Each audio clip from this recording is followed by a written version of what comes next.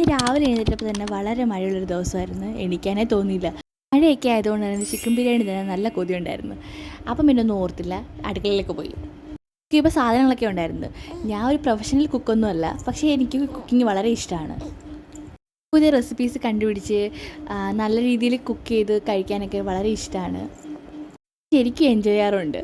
അപ്പോൾ ഇന്ന് നമുക്കൊരു അടിപൊളി ചിക്കൻ ബിരിയാണി റെസിപ്പി കാണാം. ഇത് ഞാൻ കുറേ അന്വേഷിച്ചിട്ട് കണ്ടുപിടിച്ച ഒരു റെസിപ്പിയാണ്. ഇഷ്ടപ്പെടുവാണെങ്കിൽ നിങ്ങളെല്ലാവരും ട്രൈ ചെയ്ത് നോക്കണം. ആദ്യം തന്നെ കുറച്ച് അണ്ടിപ്പരിപ്പ് എടുത്ത് മാറ്റി വയ്ക്കണം.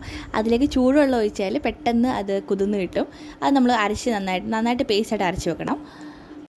ചിക്കൻ എടുക്കുക, അതിനകത്ത് കുറച്ച് മസാലകളൊക്കെ ചേർക്കുക. മല്ലിപ്പൊടി, മുളക് പൊടി, മഞ്ഞൾപ്പൊടി, കുരുമുളക് പൊടി, ഉപ്പ്, പിന്നെ ഇഞ്ചി വെളുത്തുള്ളി പേസ്റ്റ്, ഇതെല്ലാം മാരിനേറ്റ് ചെയ്ത് വെച്ചേക്കണം. അപ്പോൾ മസാലയെല്ലാം നന്നായിട്ട് അതിൽ പിടിക്കും. അതൊരു പ്രത്യേക ടേസ്റ്റ് ആയിരിക്കും.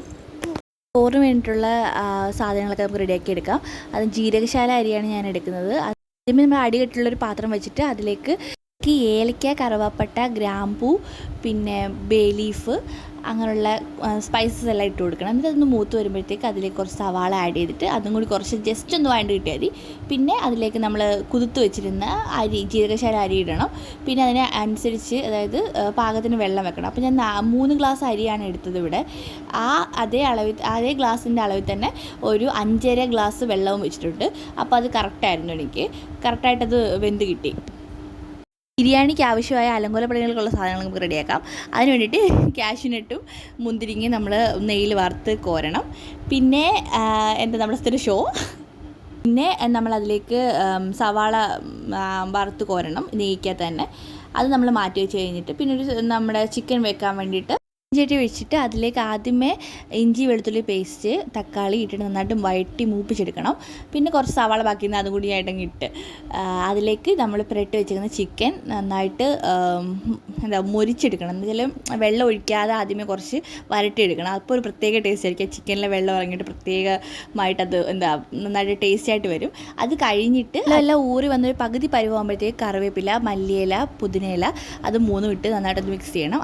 അതിൻ്റെ കൂടെ തന്നെ കുറച്ച് കാശ്മീരി ചില്ലി, മല്ലിപ്പൊടി, ഒരല്പം മല്ലിപ്പൊടി ഇടാവുള്ളൂ, പിന്നെ മുളക് പൊടി, മസാലപ്പൊടി, പിന്നെ നമ്മൾ ഉപ്പ്, ചിക്കന് വേണ്ടുന്നതായിട്ടുള്ള ഉപ്പ്, പിന്നെ കറിക്ക് അതിൻ്റെ കൂടെ നമ്മൾ വറുത്ത് വെച്ചിരിക്കുന്ന കുറച്ച് സവാളയും കൂടി എടുത്തിട്ട് അതിനകത്ത് ഒഴിക്കണം. പിന്നെ നമ്മൾ തൈര് ഒഴിച്ച് അതിൻ്റെ കൂടെ തന്നെ പേസ്റ്റായിട്ട് അരച്ച് വെച്ചേക്കുന്ന അണ്ടിപ്പരിപ്പിൻ്റെ കൂടി ഇട്ട് കൊടുക്കണം. എന്നിട്ട് അത് നന്നായിട്ട് ചൂടുവെള്ളം ഒഴിച്ച് വേവിക്കണം. കുറച്ച് ചൂടുവെള്ളം ഒഴിച്ചിട്ട് നന്നായിട്ട് വേവിച്ചെടുക്കണം. എന്നിട്ടൊരു പേസ്റ്റ് പരുവാവുന്നവരെ അത് നന്നായിട്ട് വറ്റിച്ചെടുക്കണം.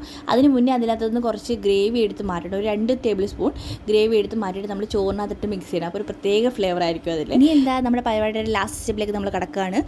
ആദ്യമേ നമ്മൾ അടികെട്ടുള്ള ഒരു പാത്രത്തിൽ പിന്നെയും വെക്കണം. അതിന് മുന്നേ കുങ്കുമപ്പൂ ഉണ്ടെങ്കിൽ അല്പം കുങ്കുമപ്പൂവ് ചൂടുവെള്ളത്തിൽ മിക്സ് ചെയ്ത് വെക്കണം. അതൊരു ഫ്ലേവർ കൊടുക്കാൻ വേണ്ടിയിട്ട്. ഇല്ലെങ്കിൽ കുഴപ്പമില്ല, അത് പ്രോബ്ലം അല്ല, അത് സ്കിപ്പ് ചെയ്യാം.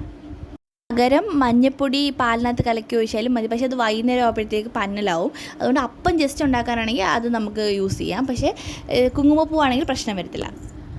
അപ്പോൾ നമ്മൾ പറഞ്ഞു വന്ന വിഷയം തെന്നിമാറി. ദമ്മിന് ആവശ്യമായിട്ടുള്ള സാധനങ്ങളൊക്കെ സെറ്റ് ചെയ്യാം. അതിന് അടിയിട്ടുള്ള പാത്രം വെച്ചിട്ട് അതിലേക്ക് കുറച്ച് നെയ്യ് ഒഴിക്കണം.